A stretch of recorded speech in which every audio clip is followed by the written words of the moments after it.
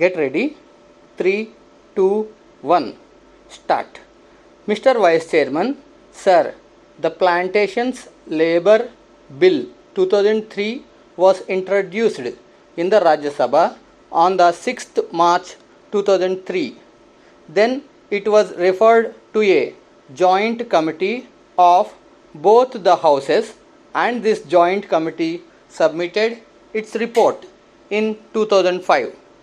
Now we are discussing this bill today after 6 years of the submission of the report by the joint committee. Hence, the bill would not be able to deal with the present day expectations of the workers of the plantations.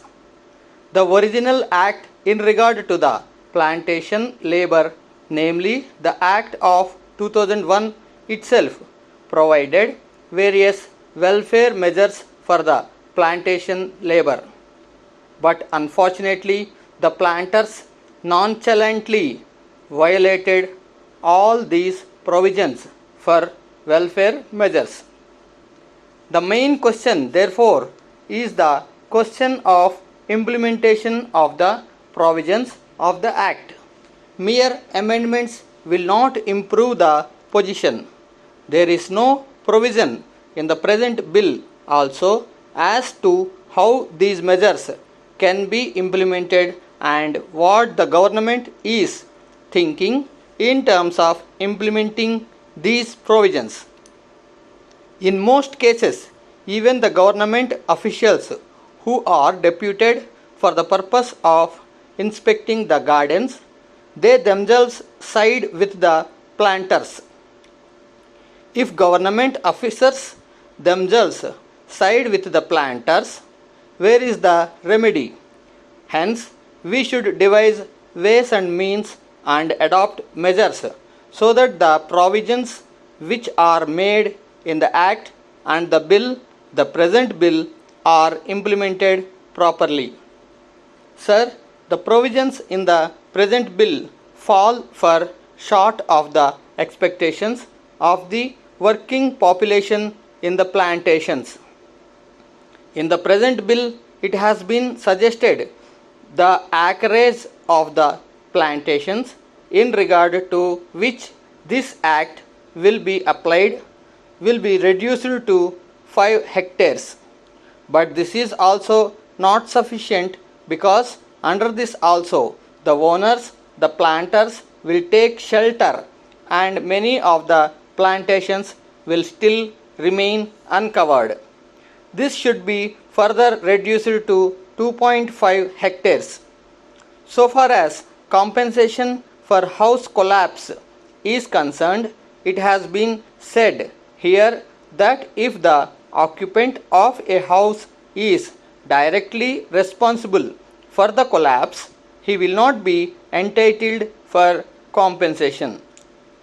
Under this provision, sir, the employers will take shelter and deprive many workers from getting compensation. Sir, it is known to everybody that the plantation industry is the biggest foreign exchange industry.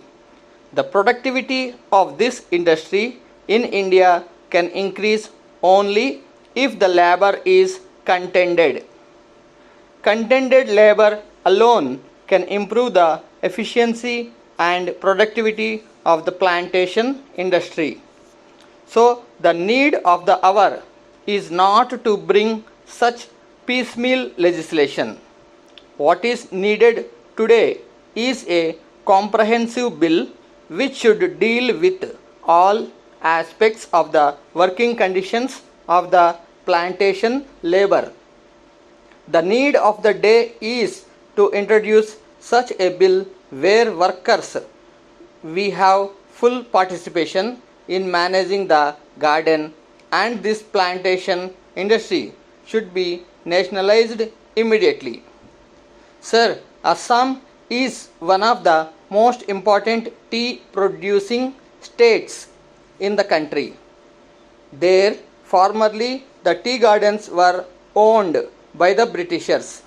Now, the Indians have purchased those gardens. After these gardens have gone into the hands of the Indian planters, the situation has not improved, rather it has deteriorated. The efficiency of the gardens has deteriorated. Even the local people and educated tea labor youths are being deprived of getting employment in the gardens. Therefore, steps should be immediately taken to nationalize this industry.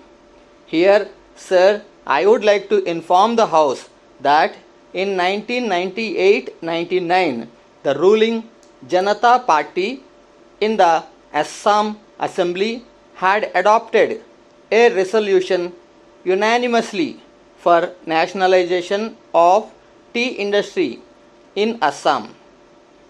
If the government is not willing to nationalize the entire plantation industry, I would request that the government should take early steps at least to nationalize the tea industry in Assam.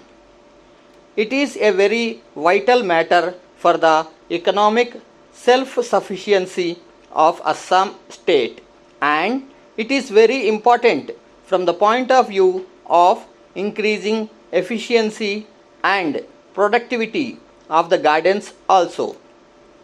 I would like the government not only to pass this amendment bill which I have risen to support, but also to ensure its implementation as best as it can. Otherwise, getting it passed and keeping a copy of it in the library or elsewhere will not improve the conditions of the plantation workers. I want proper implementation, proper enforcement of the law, and I want that desired amenities and facilities should be provided to these workers, and it should be ensured that employers do provide these amenities. When this question of joint committee was taken up in this house, our late friend Mr.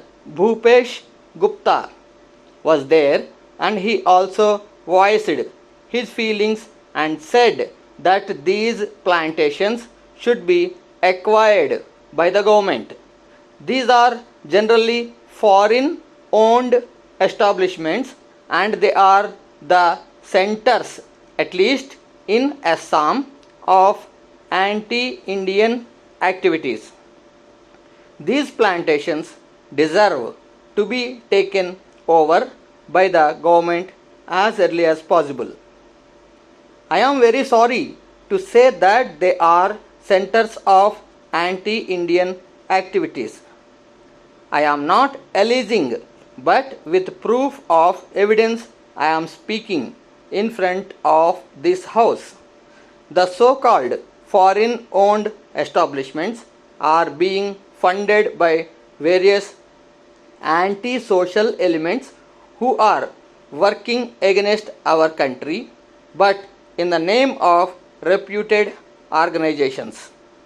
The profits earned from these plantations are being diverted for the anti-national activities.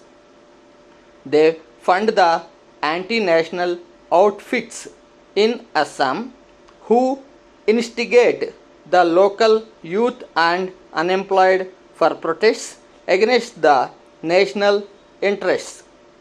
Residents in Assam usually clash over linguistic identity and citizenship.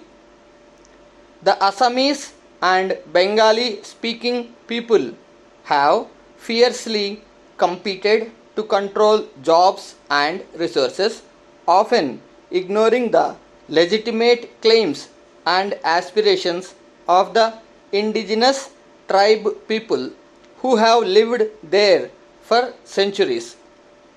However, taking advantage of these clashes, anti-social elements adds fuel and highlights the agitations as suppression of human rights in front of the international community. Sir, in view of the valid points I have raised now, I request the government for strict implementation of the present bill to protect the interests of the plantation labor in India.